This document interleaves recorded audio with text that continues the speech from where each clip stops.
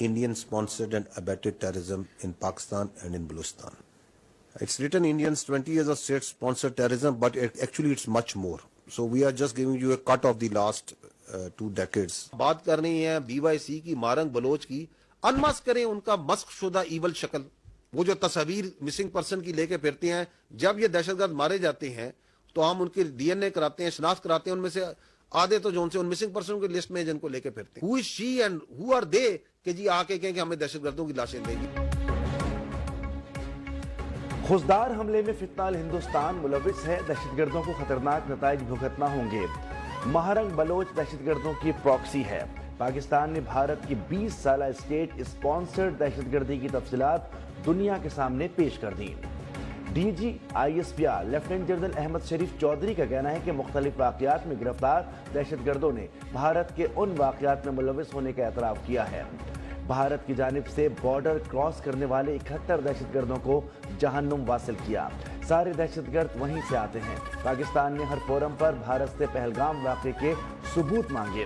دنیا پوچھ رہی ہے کہ پہلگام میں کون سا پاکستانی ملوث ہے. دہشت گردوں کے سامنے پاکستان کی مسلح افواج سینہ ٹھوک کر کھڑی ہیں.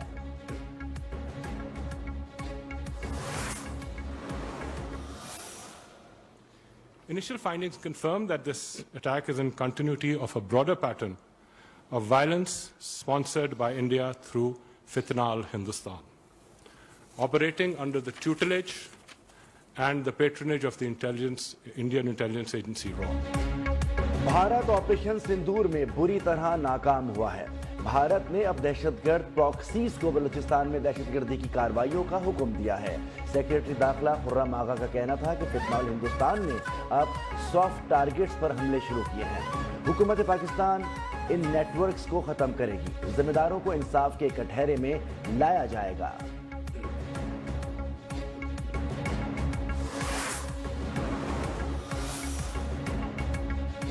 پاکستان نے مودی کے الزامات کو بے بنیاد اور اشتعال انگیز قرار دے دیا. ترجمان دفتر خارجہ کے مطابق بھارت کے بیانیے سے خطے کے امن کو خطرہ ہے. کوئی بھی ایڈونچر بھارت کو بھاری پڑ سکتا ہے. مقبوضہ کشمیر میں بھارتی مظالم دنیا کے سامنے بے نقاب ہو چکے ہیں. مسائل کا حل صرف بات چیت اور سفارتکاری سے ممکن ہے.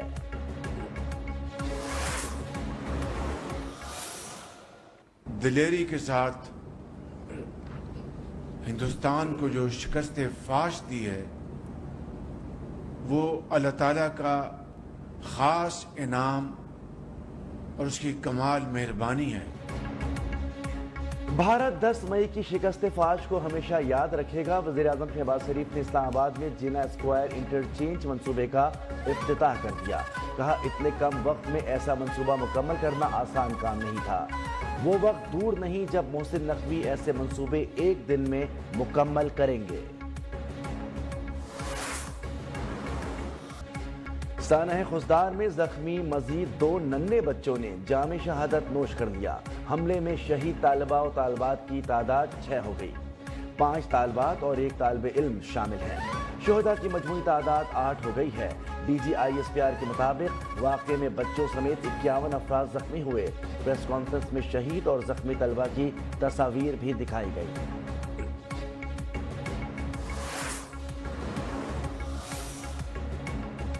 پاکستان کے بھرپور جواب کے بعد مودی کو چھپنے کی جگہ نہیں مل رہی. وزیر اطلاعات عطا لڑکی کوئٹہ میں خوزدار حملے کے زخمی بچوں کی عیادت کے بعد میڈیا سے گفتگو. کہا کہ فتنہ ہندوستان کو جڑ سے اکھاڑ پھینکیں گے. ایسے قوانین بنائے جائیں گے کہ دہشت گردوں کو ٹرائل ہو تو وہ بچ نہ سکے.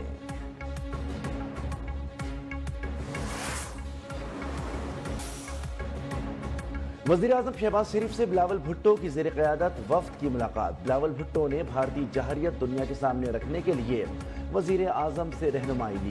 شہباز شریف کہتے ہیں کہ امید ہے وفد پاکستان کا بیانیہ بھرپور طریقے سے دنیا کے سامنے پیش کرے گا.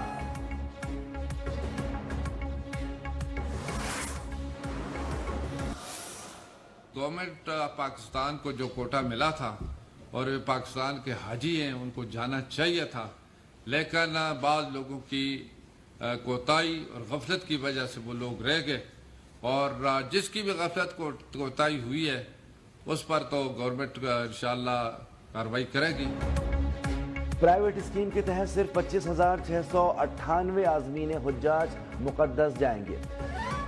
پرائیویٹ ٹور آپریٹرز عازمین کو پہنچنے والے نقصانات کے ذمہ دار ہیں۔ وزیر مذہبی امور سردار یوسف کی پریس کانفرنس، کہا کہ سعودی حکومت نے 14 فروری تک پرائیویٹ ٹور آپریٹرز کو 25% رقم جمع کرانے کی ہدایت کی تھی۔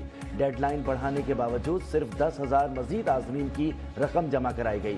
انکوائری رپورٹ کی بنیاد پر ذمہ داروں کا تعین کیا جائے گا۔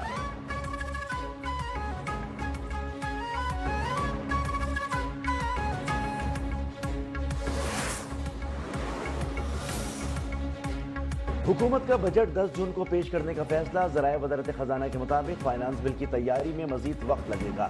IMF کی مشاورت کے بعد اہم بجٹ اہداف میں تبدیلی کی جائے گی۔ بجٹ حجم، FBR محصولات کے ہدف، دفاعی بجٹ کا تعین ابھی نہیں ہو سکا۔ وفاقی حکومت نے اس سے قبل بجٹ 2 جون کو پیش کرنے کا فیصلہ کیا تھا۔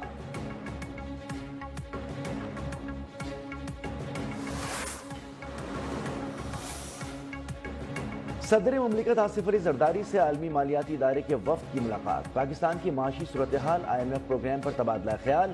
وفد کا پاکستان میں معاشی اصلاحات اور عالمی مالیاتی ادارے کے پروگرام پر اظہار اطمینان۔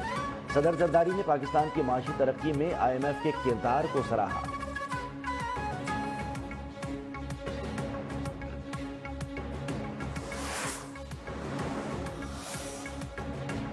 وزیراعظم سے ملک بھر کے چیمبر آف کامرس کے صدور کی ملاقات۔ شہباز شریف کہتے ہیں کہ معاشی خود انحصاری کے حصول کے لیے نجی شعبے کو متحرک کرنے کی ضرورت ہے۔ نجی شعبے کے اشتراک سے پاکستان جلد عالمی معاشی طاقت کے طور پر ابھرے گا۔ وزیراعظم سے برطانوی ماہر معیشت پروفیسر ڈاکٹر اسٹیفن ڈورکن کی بھی ملاقات۔ حکومتی معاشی پالیسی اور اصلاحات کی تعریف کی۔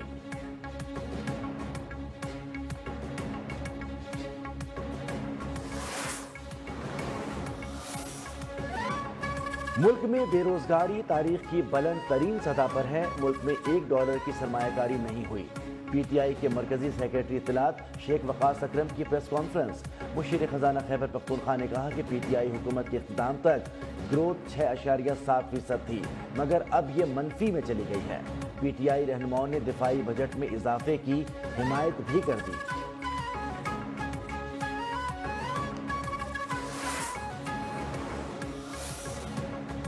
خاتون اول آصفہ بھٹو زرداری اور وزیر اعلیٰ سندھ مراد علی شاہ کا ورلڈ بینک کے وفد کے ہمراہ نظر محمد لغاری گوٹ کا دورہ۔ سیلاب متاثرین کے لیے تعمیر شدہ گھروں کا معائنہ۔ آصفہ بھٹو اور MD ورلڈ بینک نے متاثرہ خواتین میں گھروں کی ملکیت کی اسناد تقسیم کی۔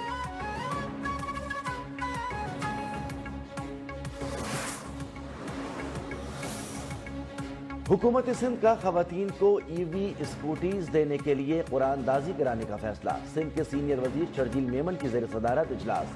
کہا کوشش ہے جون میں EV اسکوٹی کے ساتھ EV ٹیکسی بھی کام شروع کر دیں گے۔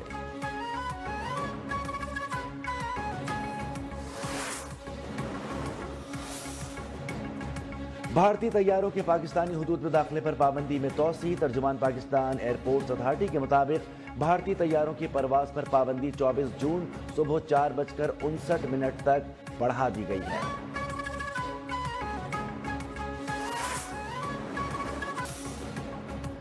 پنجاب خیبر پختونخوا کے مختلف اضلاع میں تیز ہواؤں، آندھی اور گرج چمک کے ساتھ بارش کا امکان۔ اسلام آباد سمیت پنجاب کے بیشتر شہروں میں آندھی، طوفان، گرج چمک کے ساتھ بارش متوقع۔ NDMA نے اگلے 12 سے 36 گھنٹوں میں ممکنہ موسمی صورتحال پر ایڈوائزری جاری کر دی۔